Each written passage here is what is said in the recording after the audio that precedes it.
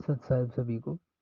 दास की तरफ से सत साहेब, जय बंदी छोड़ के। देखिए, दास को जितनी भी प्रेरणा हुई है मालिक से, तो मैं यही कहूँगा कि दास ने पहले संकल्प ले रखा था, सात संगति से जुड़ा हुआ था, सात संगति से जाता भी था हर संडे, चाहे कुछ भी हो जाए, चाहे स्कूल में नहीं जाना हो, चाहे कंपनी में नहीं जाना हो, चाहे काम पे नहीं जाना हो, चाहे, लेकिन सात संगति में जाना रहता था। जो सात संगति में थे, तब दृढ़ता थी, संघर्ष करने की क्षमता थी, और गुरुजी अपने मुख, मेरे मुख कमल से जगह जगह प्रचार करवाते थे, और गुरुजी हर दिन सपने में दर्शन देते थे।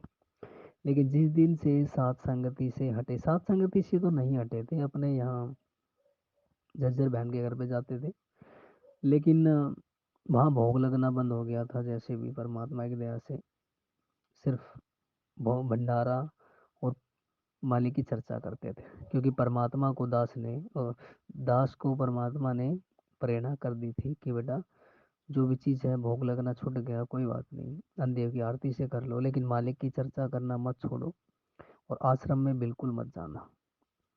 लेकिन फिर भी कौन, फिर भी किस ब्रह्मांड का मालिक है नहीं पता, कैसे न करके मेरे को परमात्मा ने तो बचाने की खूब बहुत ज़्यादा कोशिशें की, लेकिन फिर भी उतना दृढ़ता विश्वास नहीं थी। नहीं पता क्या हुआ, मैंने नामदान पे जाकर नाम ले लिया।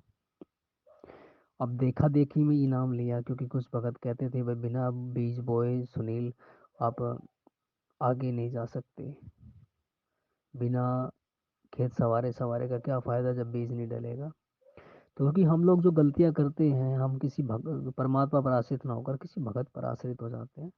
तो दास भी हो गया था, और उनकी बातों को महत्व देना, क्योंकि अंदर की जो प्रेरणा होती है वो बहुत सत्य होती है, लेकिन हम उनकी नहीं मानकर ज़्यादा भक्तों की बात पर महत्व देने था, जिनका भक्ति मर्यादा से भाई लेना देना वो उसकी भक्ति पर निर्भर करता है। लेकिन दास ये कहना चाहेगा, जब जब से दास सात संगति से हटा, परमात्मा ना तो सपने में दर्शन देते हैं, और ना मेरा जगत वालों के साथ ज्ञान चर्चा, पहले ज्ञान चर्चा होती थी, प्रचार करता था परमात्मा की दया से, अब वो बिल्कुल भी नहीं होता, और उतना संघर्ष और उतनी दृढ़ता नहीं रही अब। और फिर रही बात किसकी, मैंने अपनी आंखों से देख लिया, जिस जिस जो जो भगत साथ संगति से हटा, जिसने भोग लगाना बंद किया, मैंने खुद उनको, उनके व्यवहार को देखा, उनके रहने सहने, उठने का तरीका, बैठने का तरीका, उनके बोलने का तरीका देखा, जैसे बिल्कुल सेम टू सेम आश्रम वाले बोलते हैं वैसे ही, बदतमीजी से, दोस्त देखना, बिना देखे किसी पर गलत इल्जाम लगाना, ये सब चीज़ें वो अब लोग करने लग गए हैं, और आश्रमों में मर्यादाओं को नहीं निभाया जाता, ये दास ने भी देख लिया। छूट दी जाती है नियम मर्यादा, अगर जो आश्रम से वही जुड़ना चाहेगा, जो नियम निभाना नहीं चाहता, जो मर्यादा निभाना नहीं चाहता, जहाँ तक है। वैसे जीव स्वतंत्र है, कहीं भी जा सकता है, लेकिन जो नियम मर्यादाओं में छूट चाहता है वो आश्रमों से जुड़ना चाहेगा। अब वर्तमान समय बच गया है सिर्फ भक्ति, घर पर बैठ के भक्ति करना मालिक की। और जो सात संगति से हटा हुआ है, भाई मुझे नहीं पता वो सही है या गलत है, लेकिन मुझे इतना जरूर पता है दास के साथ बहुत ही बुरा हुआ। और जो सात संगति से हटा हुआ है, उसकी वाणी में, उसके बोलने के तरीके में, उसके रहन सहन तरीके में बहुत ज़्यादा फर्क आ गया है। चाहे वो सतनामी भगत क्यों ना हो, चाहे वो सारनामी सतनामी क्यों ना हो, उनके बोलने चलने में फर्क आ गया है।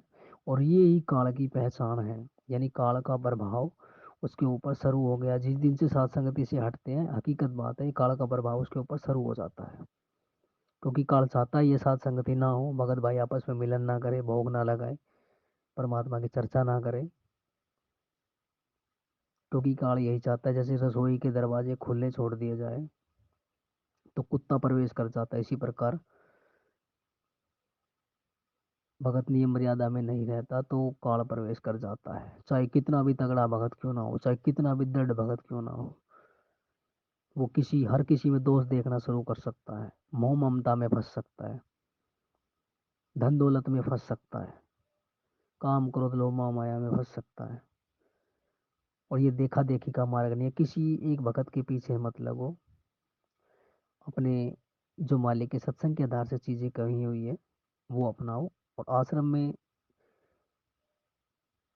अगर कोई उद्देश्य लेके जाते हो आपकी, आप किसी भगत को वहां से निकाल के लाते हो, समझाते हो, या उसको ये मार्ग बताते हो कि सत्संग से जुड़ना बहुत जरूरी है, तो ठीक है। नहीं तो भक्ति भाव से अगर आप आश्रमों में जाते हो तो वहाँ कुछ भी नहीं है, कुछ भी नहीं है। दास का खुद का एक्सपीरियंस है। जब से नाम लिया है, वो तो नाम तो देखो मालिक का है, लेकिन मालिक के लिए परीक्षा ली थी, दास फेल हो गया। क्योंकि मुझे विश्वास नहीं रहा कि मालिक आने वाले हैं, और मालिक को तो आना ही है, क्योंकि मालिक कहीं जाने नहीं है। परीक्षा थी भाई, दास भी फेल हो गया। लेकिन जहाँ तक है घर बैठ के भक्ति करना, साध संगति से जुड़ना, मालिक की दया से अगर नहीं जुड़ पाते तो अपने घर बैठ के भक्ति करना। लेकिन आश्रमों में धक्के खाने नहीं जाना, वहाँ कुछ भी नहीं है।